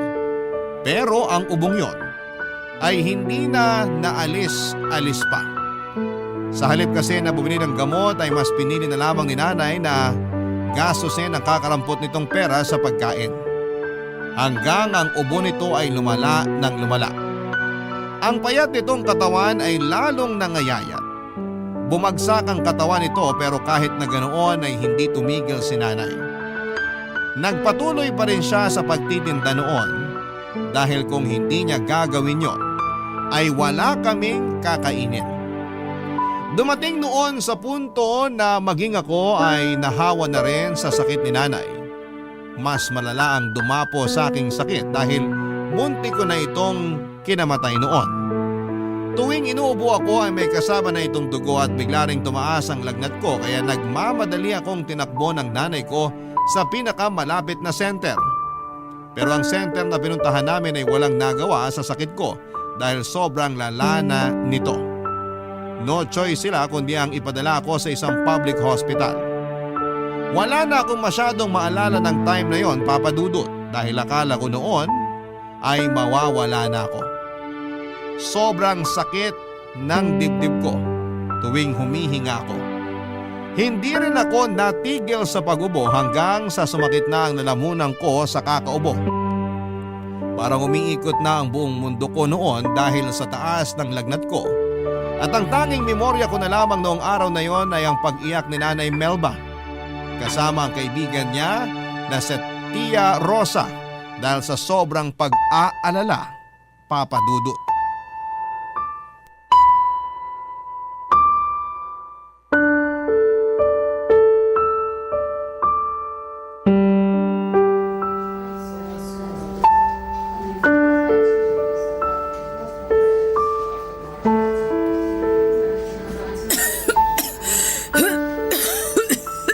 Melba, ikaw rin. Magpatingin ka na kaya. Malala na rin yung lagay mo, oh. Hindi na. Kaya ko na to. Kung pati ako ay magpapa-ospital, hindi ko na alam kung saan ako kukuha ng pambayad. Kanina pa nga ako hindi mapakali kung saan ako kukuha ng pera para dito eh. May naitatabi ka ba dyan na pwedeng mahiram? Naku, wala eh. Ako rin naman maraming bayarin ngayon. Walang-wala rin ako ngayon eh. Ganun ba? Paano na kaya to? Huwag mo nang problemahin yon. Ang isipin mo na lang muna ngayon ay yung kalagayan ninyong mag-ina. Kaya nahawa yung anak mo dahil dyan sa pagpapabaya mo eh. Dapat nung una pa lang, ipinagamot mo na yung sakit mo. Tingnan mo, mas lumala tuloy. Hindi ko naman alam na aabot sa ganito yung sitwasyon namin eh. Magpatingin ka na rin para mabigyan ka na nila ng gamot. Huwag mo nang alalahanin yung gastos. Maya-maya, may darating ng tulong. Tulong? Saan naman manggagaling yung tulong na sinasabi mo? Ganito kasi yun eh. Pasensya ka na kung pinangungunahan kita ha. Pero tinawagan ko kasi si Gilbert. Si Gilbert? Bakit mo naman ginawa yun, Rosa? Nag-aalala na rin kasi siya sa inyong mag-ina eh. Wala naman akong maipahihiram sa iyong pera. Kaya ako na mismong humingi ng tulong kay Gilbert. Alam ko naman na kahit magkamatayan, hindi ka lalapit sa lalaking yun. Eh kaya ako na ang kumausap sa kanya. Rosa, hindi ko kailangan ng tulong ni Gilbert. Isang tabi mo na lang muna ang pride at galit mo sa tao. Kailangan niyo si Gilbert ngayon. Kailangan siya ng anak mo. Rosa, Melba, O ayan na pala si Gilbert. Salamat naman at nagpunta ka agad dito. kumusta na si Sally? Inadmit na siya ng mga doktor. Malala raw ang lagay niya eh. Pero nasalina na siya ng gamot. Ang sabi ng doktor, tuberculosis daw ang sakit niya. TB? Paano naman nangyari yun, Melba? Bakit mo naman pinaabot sa ganito kalala ang sitwasyon niyo? Hindi ko naman alam na TB na pala tong nararamdaman ko eh. Huwag na kayong magsisihan. Ang mabuti pa, kausapin mo tong si Melba na magpa-admit na rin dahil ang tigas ng ulo. Ayaw niyang magpatingin sa doktor. Hindi ka pa ba nila nasi-check up? Hindi na kailangan. Hihingi na lang ako ng gamot. Mawawala na rin to. Magpatingin ka na sa doktor. Hanggang ngayon talaga, ang tigas pa rin ang ulo mo. Wala akong pambayad sa doktor. Kaya... Huwag mo nang problemahin yan. Ako nang magbabayad sa mga gagastos ninyo rito. Ang malaga ay gumaling si Sally, pati na rin ikaw. Hayaan mo. Mag-iipon ako ng pera kapag gumaling ako at babayaran ko lahat ng magagastos mo rito sa ospital. Hindi mo na kailangang gawin yan. Isa lang naman ang hiniling kong kapalit nitong pagtulong ko eh. Kapag gumaling na kayong dalawa, pakiusap ko lang, na wag na kayong lalapit ulit sa akin. Hindi alam ng pamilya ko ang tungkol sa inyo. Kaya please lang, wag niyo na akong guluhin ulit. Naiintindihan mo ba yun, Rosa? Pasensya na talaga. Wala naman na kaming ibang matatakbuhan kung hindi ikaw lang eh. Sige na, ipacheck mo na yung kaibigan mo. Halika na, Melba. Magpatingin ka na rin para gumaling ka. Sandali, hindi pa kami tapos mag-usap ni… Halika na. Siya na nga raw ang magbabayad eh. Hayaan mo na lang siyang bumawi sa inyong mag-ina. Gilbert, maiwan ka na muna namin ha. Ipapatingin ko lang to si Melba bago pa siya makahawa ng iba. O sige. Kung gusto mong bisitahin yung anak mo, nasa isolation room siya. Magsuot ka na lang din ng face mask para hindi ka mahawa sa sakit niya. Sige, salamat. Pupuntahan ko na siya. At ikaw naman, Melba. Doon tayo. Magpapatingin ka para mabigyan ka na rin ng gamot. Sulitin mo na itong kabutihang ibinibigay ni Gilbert. Dahil baka hindi na ulit ito mangyari. Oo na, hindi na talaga ulit ito mangyayari. Nagkaroon pa ako ng utang na loob sa lalaking yun. Hindi yon utang na loob. Kabayaran niya yon sa pag-iwan niya sa inyong mag-ina. Kaya wag mo nang isipin yon. Yung gagastusin niya ngayon, kakarampot lang yon kumpara sa yaman na meron siya ngayon. Halika na. Sa awa ng Diyos ay nakaligtas naman ako sa pagsubok na yon ng buhay ko, Papa Dudut. Dahil sa diretsyong gamutan ay mabilis na nawala ang sakit ko, ganun din kay Nanay Melba. Noong nalaman kong ang tatay ko ang tumulong sa amin sa pagbabayad ng mga gastusin sa ospital ay naisipan ko siyang pasalamatan. Hinanap ko kung saan nakatira si tatay pero hindi natuloy ang plano kong pasalamatan siya. Noong nakita ko kung gaano kaganda ang buhay ng ama ko. Malaki ang bahay nila, sakto noon na nasa veranda sila ng kanilang tahanan noong nagpunta ko sa kanila. May 3 siyang anak at puro babae. Maganda rin ang asawa niya habang pinagmamasdan ko sila. Mula sa labas na masayang kumakain ng merienda ay hindi ko po maiwasang makaramdam ng inggit. Bigla ko naawa sa sarili ko, Papa Dudut.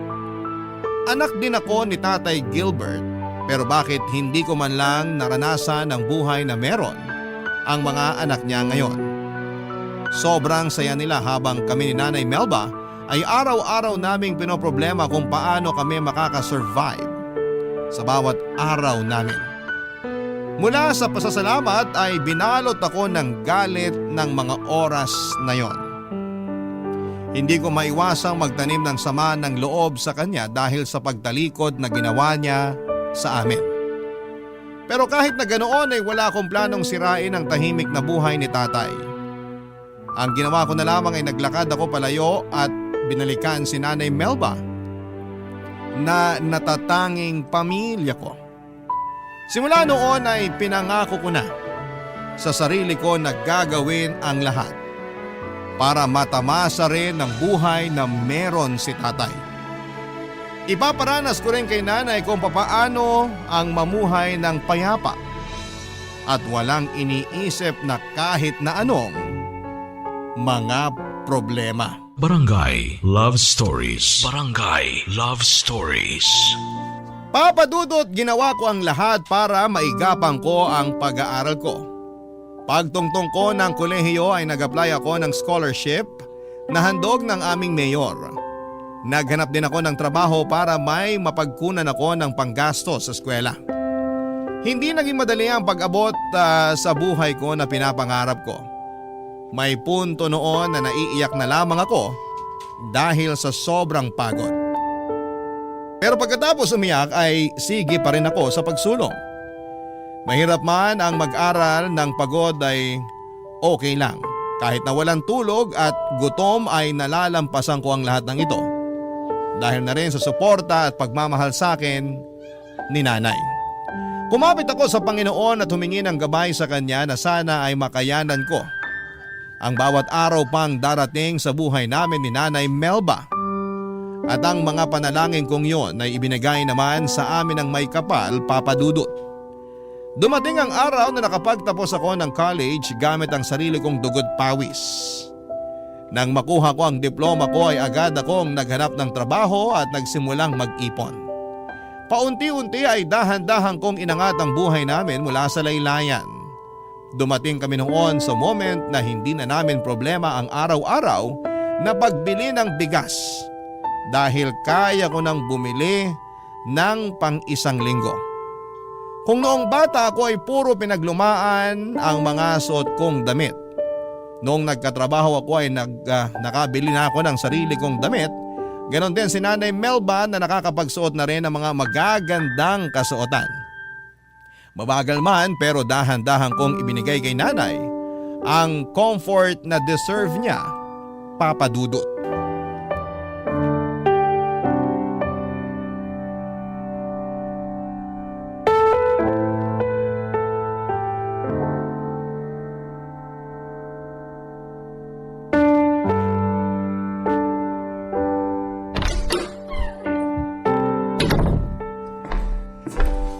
Anak, Happy birthday, nanay ko!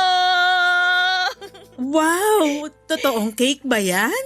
Oo naman, Nay! Chocolate cake tapos may sarili pang birthday greeting. Oo, di ba?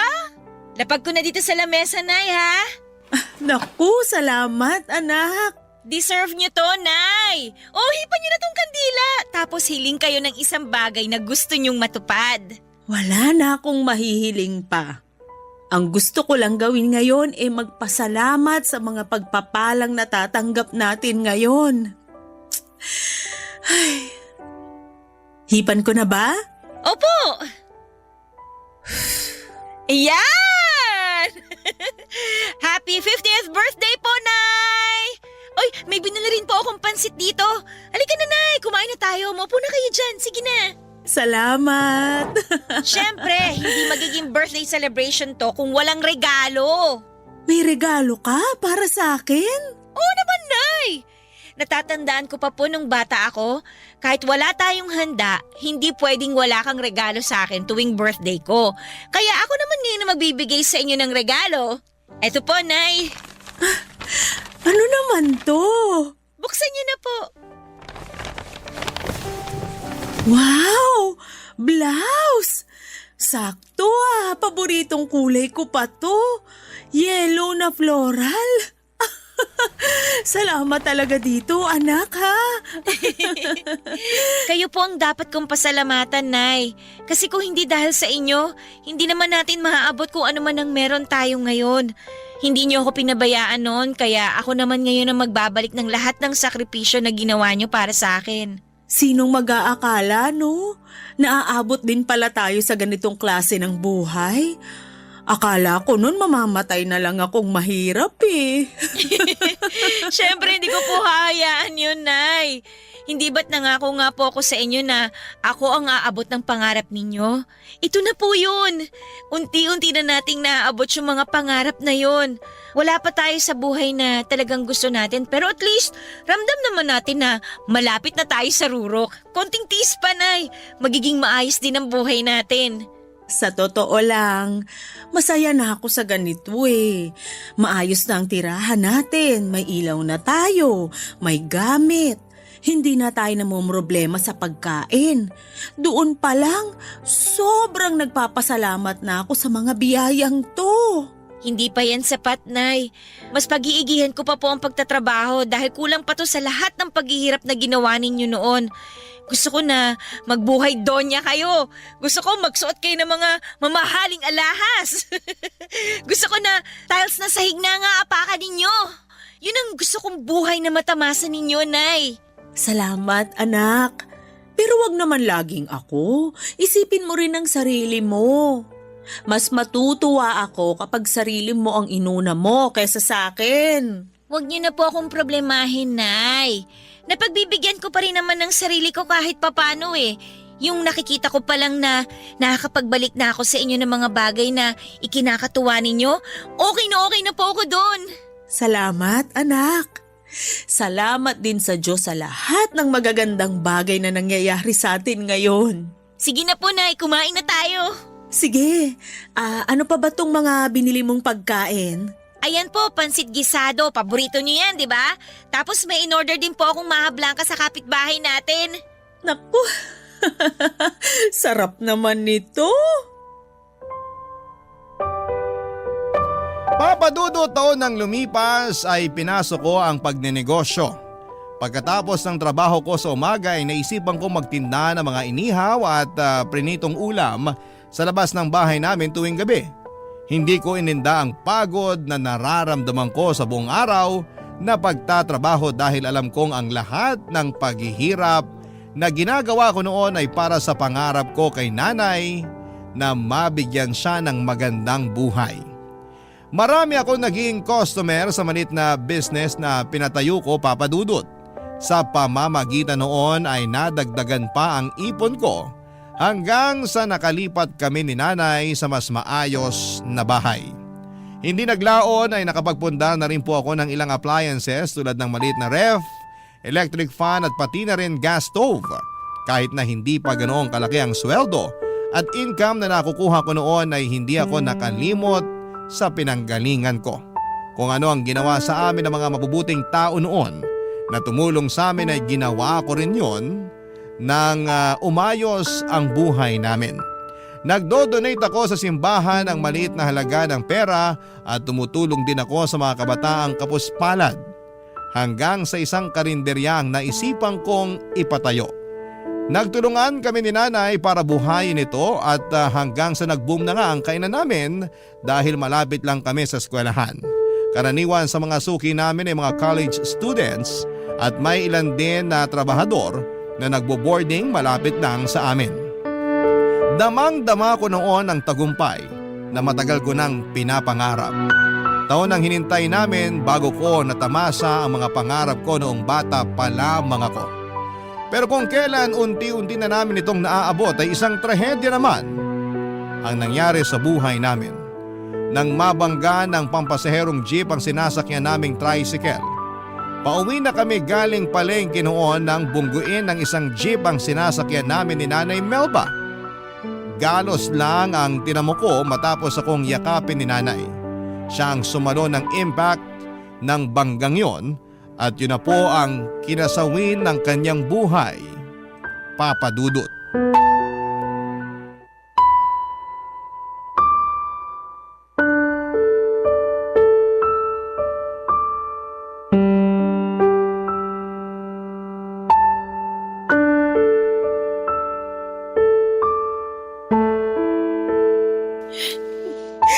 Sally, Tiang Rosa, wala na po si nanay. nakikiramay ako sa'yo. Hanggang ngayon, hindi ko pa rin po talaga matanggap na wala na po yung nanay ko. Mahirap talaga. Kailanman hindi natin matatanggap ang maagang pagkawala ng mahal natin sa buhay. Pero kung yun talaga ang kapalaran ng isang tao, wala na tayong magagawa pa dun. Ang dami ko pa pong pangarap para sa kanya eh. Hindi pa namin naaabot yung estado na ipinangako ko po sa kanya. Wala naman yan sa naging estado nyo sa buhay eh. Kung ako ang tatanungin mo, masaya na si Melba kahit noon pa kasi nagkaroon siya ng isang napakabuting anak na tulad mo. Aanhin ko pa po yung pagiging mabait kong anak kung hindi ko naman nasuklian yung mga paghihirap sa akin ng nanay ko. Tignan mo yung sarili mo ngayon. Maayos na ang pamumuhay mo. Maganda na ang buhay mo. Malayo ka na sa dating Sally na butot balat. Yung mga sakripisyo ng nanay mo sa'yo, hindi mo yun sinayang. Doon pa lang isang malaking kasuklian na yon para sa nanay mo. Ang hangad lang naman ng isang magulang, makita ang kanilang anak na nasa maayos na kalagayan. At yun ang nakita ni Melba bago siya namayapa. Ang unfair lang po kasi kung kailan po malapit na kami sa hinahangad kong buhay, saka pa siya nawala sa akin. Ganun talaga eh. Hindi atin tong buhay na meron tayo. Hiram lang to sa Diyos. At kapag oras ng bawiin, wala na tayong magagawa. Nakakalungkot lang din talaga kasi napakabait na tao ni Melba. Alam mo ba ang kwento kung papaano kami naging magkaibigan? Hindi po. Basta ang alam ko, magkaibigan na po kayo noon pa eh. Wala ka pa noon sa buhay ni Melba. Matalik na talaga kaming magkaibigan. Tindera rin ako noon. Magkatabi lang kami sa pwesto ng nanay mo. Ako ang naging witness ng naging pag-iibigan nila Melba at ng tatay mong si Gilbert. Ano po bang nangyari sa kanilang dalawa? Bakit po sila nagkahiwalay? Ang totoo niyan, hindi ko rin alam. Basta ang sabi sa akin ni Melba, mas ginustong sumama ni Gilbert sa babae niya. Isa ako sa mga nakakita kung papaano iniwan ng tatay mo si Melba. Halos lumuhod nga siya noon sa pagmamakaawa eh. Pero wala. Matigas yung tatay mo. Iniwan pa rin kayo. Simula noon, ako da yung naging sandala ng nanay mo. Sabi nga niya sa akin noon, karma na niya siguro yung nangyari. Karma? Bakit naman po karma? Kasi maging siya, ay teka, hindi mo pa pala alam tong kwento na to. Hayaan mo na lang, huwag mo nang isipin yung mga sinabi ko. Hindi, sige po, tuloy niyo lang po. Karma? Bakit naman po kakarmahin si nanay? Paano ba to? Baka multuhin ako ng nanay mo kapag sinabi ko sa'yo to eh. Tiyang Rosa, sabihin niyo na po. Nasimulan niyo na pong ikwento eh. Pero huwag kang magagalit sa nanay mo kapag nalaman mo ang totoo ha? Ano po ba kasi yun? Bakit naman po ako magagalit kay nanay? Kasi ang totoo niyan, kabit rin ni Gilbert si Melba. Ano po? Kabit po si nanay? May asawa si Gilbert noon, si Salome. Siya ang totoong nanay mo, Sally. At hindi si Melba. Ha? Paano po nangyari yon? Sinasabi niyo po ba na hindi ko totoong nanay si Nanay Melba? Ganito kasi yung nangyari. Si Gilbert at si Salome, nagkaroon sila ng anak. Ikaw yon. Pero nung mga panahong yon, kinakasama na rin ni Gilbert si Melba. Saktong kapapanganak mo lang noon nung nalaman ni Salome ang totoo. Na-depress siya, dulot na rin siguro ng postpartum depression. Bigla na lang siyang tumalon mula sa ika-6 na palapag ng inuupahan yung bahay noon. Nung namatay si Salome, kinuha ka ni Gilbert at inako ka na ni Melba bilang totoong anak. Hanggang sa iniwan kayo ng tatay mo. Simula noon, si Melba na ang tumayong ina mo. Totoo po bang sinasabi niyo? Alam kong mahirap paniwalaan. Pero yun nga ang nangyari. Kung gusto mong kumpirmahin tong mga sinabi ko sa'yo, pwede mong itanong sa tatay mo. Hindi ko totoong nanay si Nanay Melba? Maaaring hindi nga kayo totoong magkadugo.